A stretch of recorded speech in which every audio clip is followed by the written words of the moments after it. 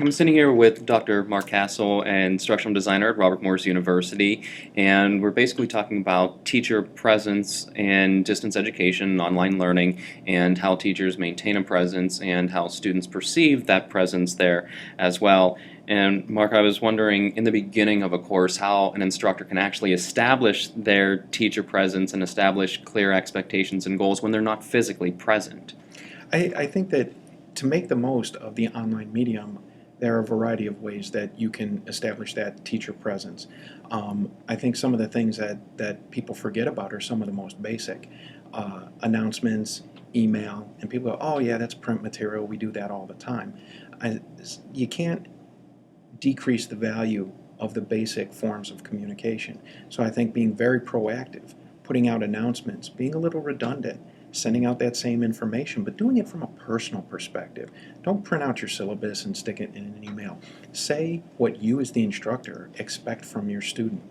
I tell people all the time, the minute the course opens, I send out an email, even if the course isn't officially started yet. Say, hey, the course is open. Just wanted you to know my style of teaching kind of runs along this line. Your first due date during the week is going to be Wednesday, so don't put off getting in the course and reviewing what you need to do. There's times when I actually have gone in and posted videos of myself doing the introduction, sometimes videos of myself just introducing myself. All things that make a connection, but also connect them to the course. And I think kind of having that nice balance of, here I am, I'm your instructor, but I'm a real person running this course, and you're going to feel me, see me, and I'm going to be part of this. What about with weekly topics? How do I maintain and convey this is exactly what I want you to do during the week? The nice part about the weekly appearance of your instructor, it's another touch point, or what I call an opportunity for engagement. And when we design courses, lots of times we tell people, you should have a weekly announcement, you should have a weekly overview. And that overview shouldn't be overly academic. It should be you, the instructor, from your perspective, in your own words, telling the students what this week is about and what you hope for them to get out of it. If you take it to that personal perspective and out of kind of that highly academic verbiage, what you actually find is that they start reading and following it because you're talking to them like you're talking, again, from the classroom perspective. Again, sometimes I'll do audio. One thing, it's my little trick at the start of courses, I actually have an interaction that is my voiceover, but it's an object that you can go in and click on and play with, but it actually is how to get an A from Dr. Kassel in the class. And it sets out expectations for discussions, a good suggested weekly schedule, the types of assignments you're going to face, and it really clearly lays that out. At the same time, I'll do smaller versions of that, little audio, little video. I like to use a variety so you're not seeing the same thing all the time. That way people get a little engaged and go, oh, what am I going to get this week? So. You had mentioned engagement before and engagement during those weeks. How can teachers continually engage their class without using the same tools that might be used in other classes, say the discussion boards? What are some alternative ways, or especially at you get that midpoint where it starts to maybe decline a little bit? How do you bring the students back? It's a delicate balance, what I call, between pacing a good online course, which means setting an expectation so they kind of know what they're going to have to do every week, to creating variety within that pace so that it doesn't get boring and repetitive. We seem to forget that when we have a discussion in a live classroom, we may lecture, we may have a discussion, we may present them with a case, we may have a debate. We get creative with what we do in a classroom, so why, when we get pushed into the online medium, do we suddenly become real static and think a discussion is a question followed by their responses? Be creative in these mediums. I tell people sometimes I'll take a topic and I'll present a case that I dealt with, but I won't give them the whole story, and I'll ask them to interact over it. The goals will be, how do they take the topic we're working on this week and apply it to a real case? Now, case examples are not anything new in the online world. They're kind of a staple. But when you bring it from your personal or professional perspective into the classroom, it's not just a case that anybody could read about. It's a new challenge. I also say that, why do we have to use the same perspective? I've actually gone out and I've used various resources on the web. NPR, I actually at one point went out and found an NPR radio show that was 15 minutes long where a man who had some addiction problems talked about his recovery, and a young woman who was only 21 who was struggling with recovery was talking about her road to recovery. This was all for an addictions class. Well, what we did is we talked about relapse prevention planning was part of the topic for the week.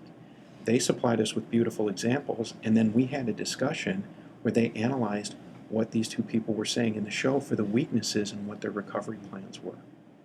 So just by using the web, some creativity, some material that was already out there, we used a discussion format, but it incorporated examples that weren't my static cases. They were done via audio, and we engaged over the topic. So again, it's instructors can be more creative than I think they have been in the past. And I think stimulating that creativity is part of good design. You talked about instructors being present, obviously, when they're establishing themselves in the beginning of the course, establishing their expectations during the week, but also putting out their activities to the students. In an actual activity, whether it be whatever form of discussion, what's the balance between how much an instructor should be involved, how much presence they should actually have, versus removing themselves and allowing the students to be a little more autonomous and actually digging through the materials themselves before an instructor jumps in? What's your recommendation on that balance? You know, I'd love to be able to say, hey, here's the perfect formula. 30% of all interaction should be the instructor. I'll tell you as an instructor, I vary by content. So I tell people that the first few weeks I'm very heavy in the discussions and you'll feel my influence because I want them to know that I'm there. It increases accountability, but it increases engagement. But it'll vary by topic. Here's a great example. We were talking about the use of a suicide risk assessment tool in a course. And so they were given an example and asked how would they go about trying to complete this assessment under these conditions. Suicide brings up a lot of emotional reaction, even for high-level students. And so a lot of discussion was going back and forth. And I just sat back. I monitored, I made sure it was staying healthy, but I really didn't interact. Then towards the end of the week, I posted a significant summary of their points, but I also shared my experience as someone who did an assessment on someone who eventually successfully did commit suicide. And that prompted another level of engagement. But I let them really process and struggle because part of being a therapist in this particular program is understanding that you have to emotionally process and come to grips with the risks and the pressures of being in that position. So I tried to mimic that by not being as present and letting them struggle with the topic, their emotions, and each other. Then I came at the end to kind of pull it together and kind of utilize or tie up the loose ends. The idea here really was that interaction, it was planned to decrease my interaction to create a specific goal. I was not completely absent from it, but then when I did come in, it came in with very specific purpose. So that's an example of how you would utilize the content to dictate the instructor's level of participation based on the goal. Other ones I might be much more interactive because it needs guidance. They need me to push them in thought here or there. But sometimes that guides that formula. I'm a big believer that you have to be careful. Too much participation by the instructor makes the entire topic surround and focus on the instructor. It will actually decrease engagement with the peers and each other in the class, which I actually think lowers the utility of the online classroom. So to really promote engagement, not just with the instructor, but with each other, you have to strike that balance around that content. I say that if you're going to try and answer and maintain everybody, you're going to wear yourself out, say the same thing way too many times to too many different people, and hurt the overall discussion by decreasing their interactions. I tell people that my general rule is that early in a discussion or early in a course, you'll find me at about a 50% clip. After that, you may see it drop to 30, 35, and go higher or lower depending on the content. I find that when I'm there, 30% is a nice little thing, that significant presence without being dominating in the present. And then, of course, my feedback to the students continues to encourage them to interact with each other and even require it in order for the discussion to be successful.